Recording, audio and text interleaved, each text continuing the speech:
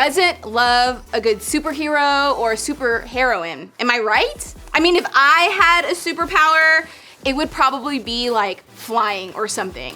Besides the cool costumes and the amazing accessories and the superhuman strength and the incredible powers, I think one of the reasons we love superheroes so much is because of what they do. They see something wrong happening around them and they step in to make it right. They take action to solve the problem. They step in to defend. In other words, they do something about it. For us though, if we're going to do something, we need to learn more about injustice and take a look at what God has to say about it. Let's start by defining injustice together.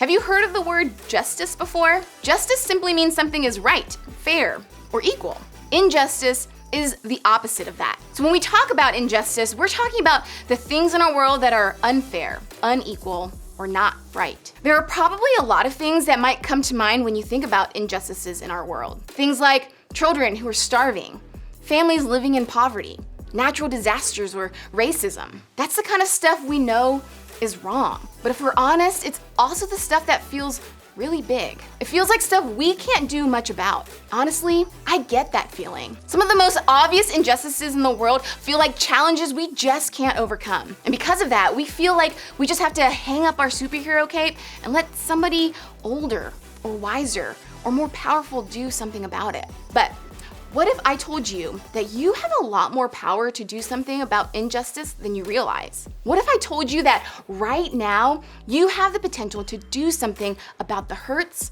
and wrongs and unfair things you see in the world around you? Whether we realize it or not, there are so many injustices, big and small, happening in the world around us every day. The problem is that often, if they're not big or huge or obvious wrongs, we just don't see them. Sure, we might question them or wonder why these things are happening. We don't recognize them as injustices. To us, this is just the way things are. It's part of the way the world works. Think about it. Did you know that some teenagers can afford to get a tutor when they're struggling at school, but others can't? Some people don't get to join the team because they can't pay the fees. Some people have to protest in the streets in order to get their voice heard. Did you know that some schools can give all their students laptops for distance learning, but others don't have access to that kind of technology? Some students are forced to wear the same clothes every day. Two students of different races can get caught for the same thing at school, but only one might get in trouble. Some middle schoolers get bullied every week on Instagram, on TikTok, on Snapchat, but nobody speaks up about it. Did you know that a guy and a girl might have the exact same grades in class, but one will be treated like they're smarter? Did you know some people have no money, so they have to beg for it on the side of the street? For some of you, this stuff isn't brand new. You notice it because you've experienced it. You see it because you've lived it. For you, some of this injustice is very real, but for others of you, this may be brand new stuff that you're just noticing. And all of this stuff, the stuff that's happening in your school or in your community or your neighborhood or even right here at church that just feels off to you, that stuff is probably the result of some kind of injustice, some kind of unfair or unequal treatment of people. So, what do we do about it?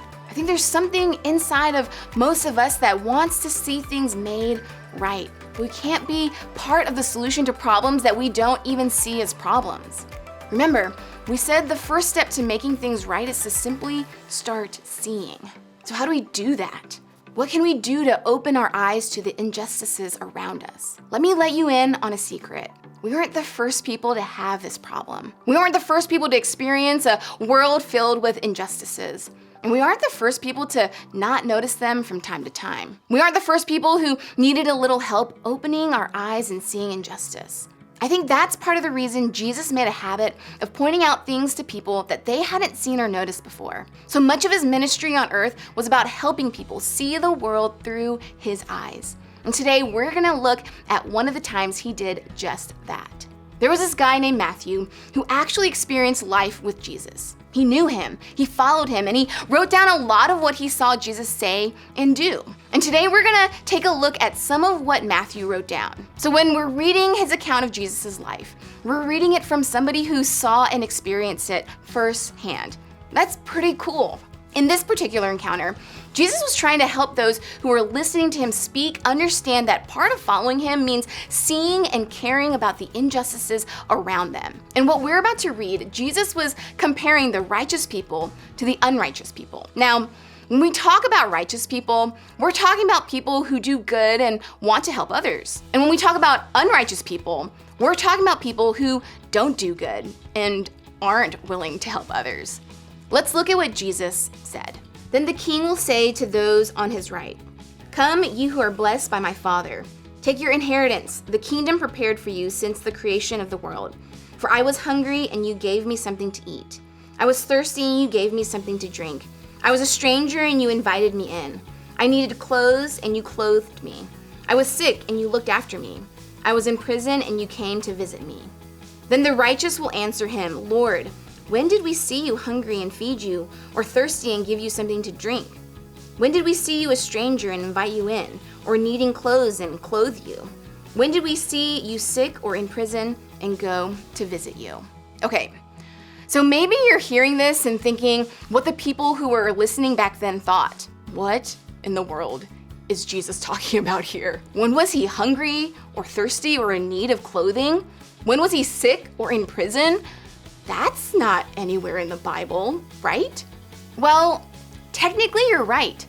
Those injustices didn't happen directly to Jesus, and so his followers didn't really see them. They didn't recognize that responding to them might be important parts of showing their love for him. But look at how Jesus responded.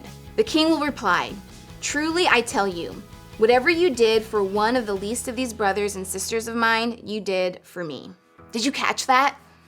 Jesus was saying that the righteous people, which remember, is just another way to say people who choose to do good and want to help others, are people who see and look for the injustices around them.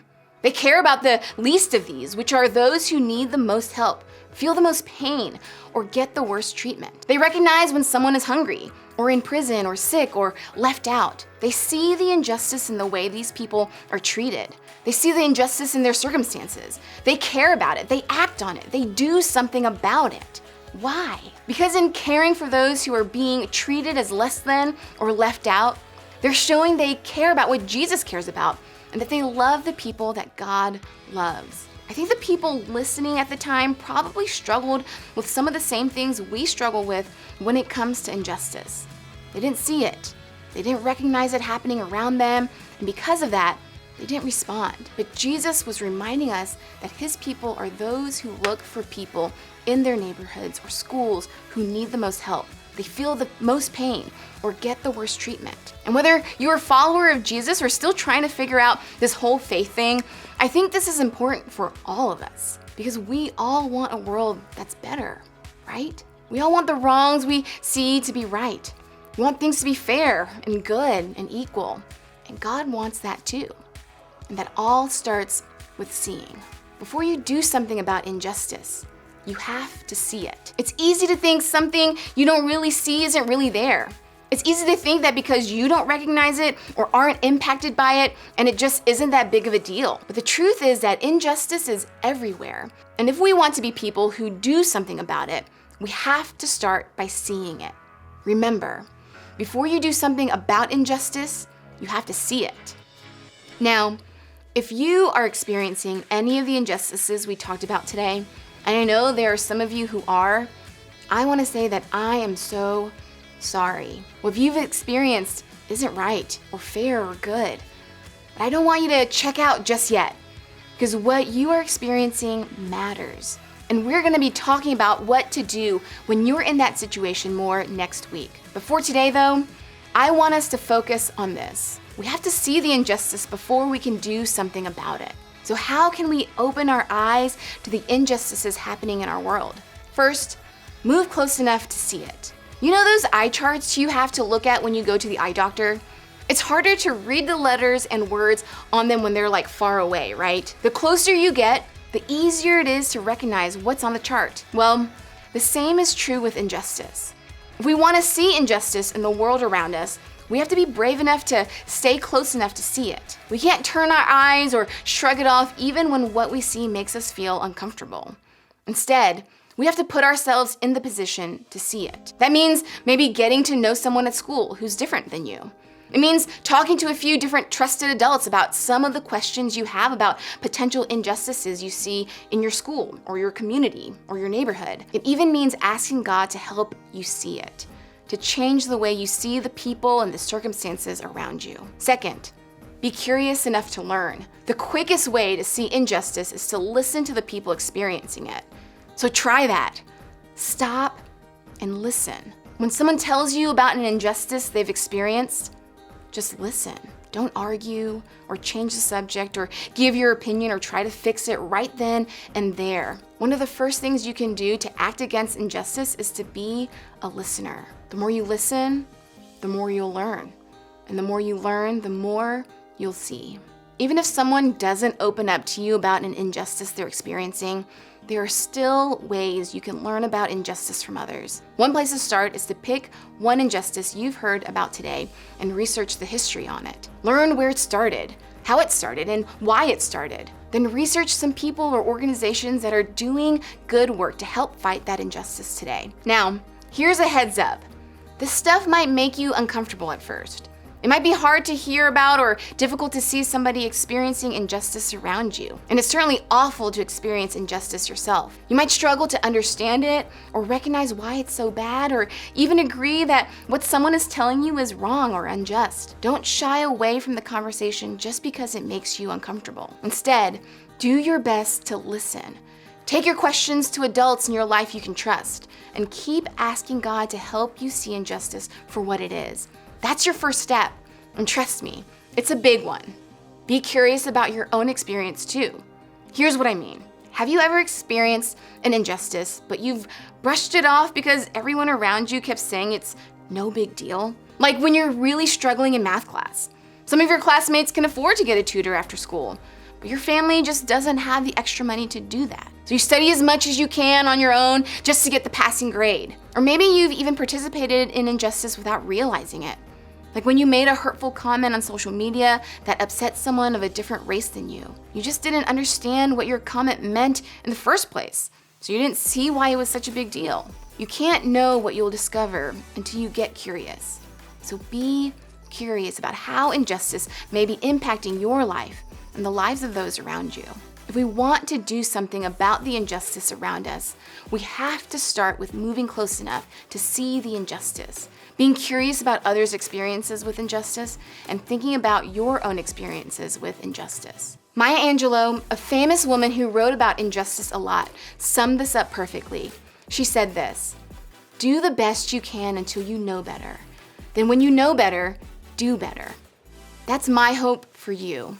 That you'll begin to see what or who you haven't seen before, and then you'll begin to act, so that together we can do something. Remember, before you do something about injustice, you have to see it. One of the best places to start talking about what it means to see injustice is with your group. We've created these groups to be a safe place for you to listen, ask questions, and encourage each other to do something great in this world together.